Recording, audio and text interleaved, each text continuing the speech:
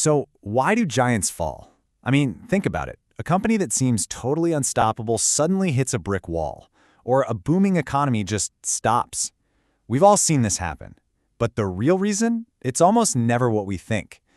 Today, we're going to pull back the curtain on the hidden blueprint for failure, a structure that causes successful systems to collapse, often right at their peak. You know, it's one of the biggest puzzles in business and economics. A company launches a hit product. Sales are just going through the roof. They're the talk of the town. And then, boom, stagnation. The growth engine just sputters and dies. And we see the exact same pattern with entire economies. Years of incredible prosperity followed by these sudden, painful crashes. What is really going on here? Well, our first instinct is always to look outside for a villain, right? A new competitor, a sudden market crash, some bad government policy. But what if the call is coming from inside the house? What if the seeds of collapse are actually planted during the best of times, hidden within the very structure that created all that success in the first place? To really get this, we need to jump in a time machine and go back to the 1950s. We're going to meet an engineer who looked at the business world and saw a deep mystery that he just had to solve. So this guy, Forrester, a professor at MIT, had this incredible engineering mind. And he kept seeing this same pattern over and over again. A company would be the absolute darling of its industry, explosive growth, and then it would just flatline. And from the outside, everything looked perfectly fine. The market was still there, the product was still great, but Forrester had a hunch that something deep inside had fundamentally broken.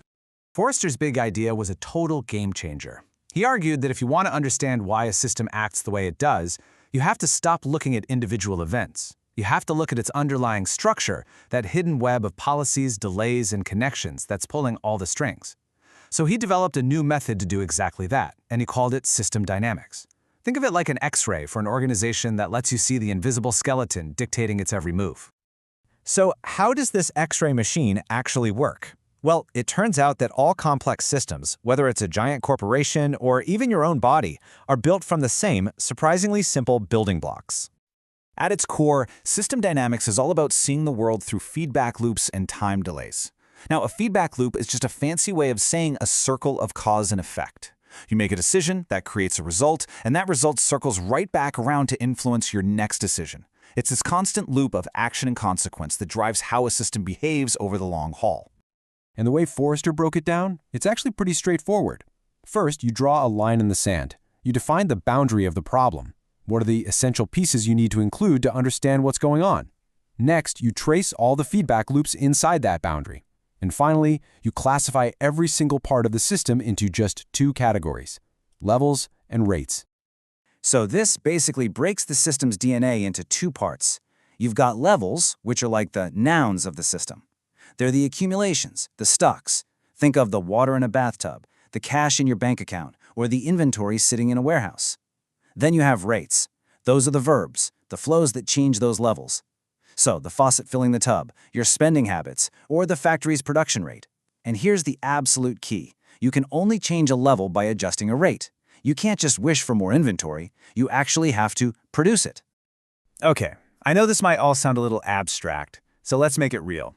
Let's apply this way of thinking to that classic mystery we started with, a company with a hot new product whose sales just suddenly stall out.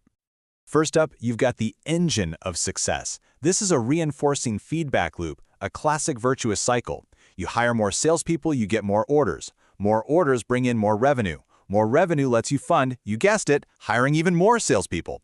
This thing just spins faster and faster, creating this powerful exponential growth. It's literally success breeding more success. But, every accelerator has a brake. As all those orders come flooding in, the order backlog grows, and suddenly delivery times start getting longer and longer. Customers get frustrated with the wait, which makes the product a lot less attractive. And this, naturally, starts to cool off new orders. This is a balancing feedback loop. Its whole job is to slow things down and try to pull the system back into balance. Okay, now here's how managers try to fix it. They see the long delays and they think, aha, we need more capacity. So they order new equipment, maybe they even start planning a whole new factory. But, and this is the absolute kicker, there's a huge delay. It takes months, sometimes even years, for that new capacity to actually come online.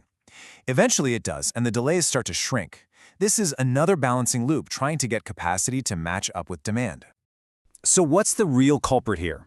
It's not any single one of these loops. It's the collision between them. That growth engine is a Formula One race car, but the investment loop is a giant cargo ship. By the time that new capacity finally arrives, it's way too late. The delivery delays have already shot through the roof, the market brake has slammed on hard, and sales have totally collapsed. The company wasn't killed by a competitor, it was choked to death by its own slow, cautious decisions. And this is where the trap gets really dangerous, what locks the failure into place. As delays grow, the whole organization just gets used to them. A 4-month wait becomes the new normal. That lower standard becomes the new goal. And since managers are now actually meeting this new pathetic goal, they feel zero pressure to make the big, tough investments in more capacity. It becomes a death spiral. Falling standards justify underinvestment, which guarantees performance is just going to fall even further.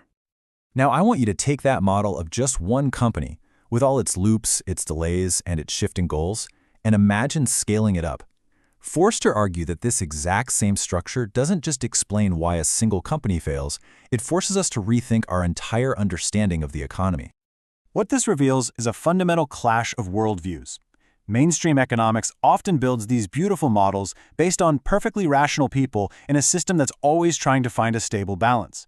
It's all based on historical data. But system dynamics starts with the messy reality. Real-life managers making decisions with incomplete information in a system that is never stable. It prioritizes observing how the world actually works over elegant math.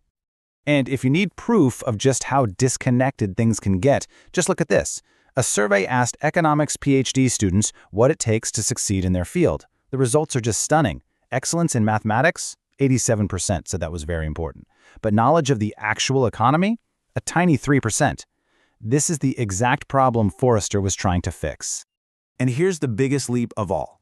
When you scale up this model of a company to a whole economy, you find something amazing. You don't need external shocks like wars or oil crises to explain economic cycles. The system generates them all by itself, endogenously, from within. The same internal structure of investment, delays, and human perception creates short-term business cycles, medium-term investment booms, and even the massive 50-year-long waves of growth and depression. This gives us a totally different way to look at something like the Great Depression. From this point of view, it wasn't some random catastrophe caused by a stock market crash. No, it was the predictable bottom of a long wave, the inevitable correction after decades of overbuilding and overinvestment. The collapse wasn't a bug in the system. It was a feature of its structure. This quote from a former head of the Royal Economic Society just nails the whole philosophy. We ought to value powers of observation more highly than powers of abstraction. In other words, start with reality. Look at how things actually work first, and build your understanding up from there.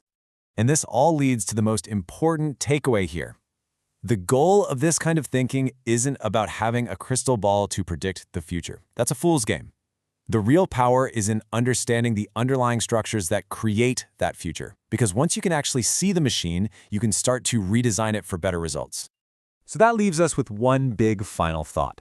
When we look at the insane supply chain chaos of the last few years, or the wild boom and bust cycles in crypto and tech stocks, are we making the same old mistake? Are we blaming external events when the real problem lies in the feedback loops, the time delays, and the very policies we designed ourselves? What problems could we finally solve if we just stopped reacting to symptoms and started redesigning the system itself?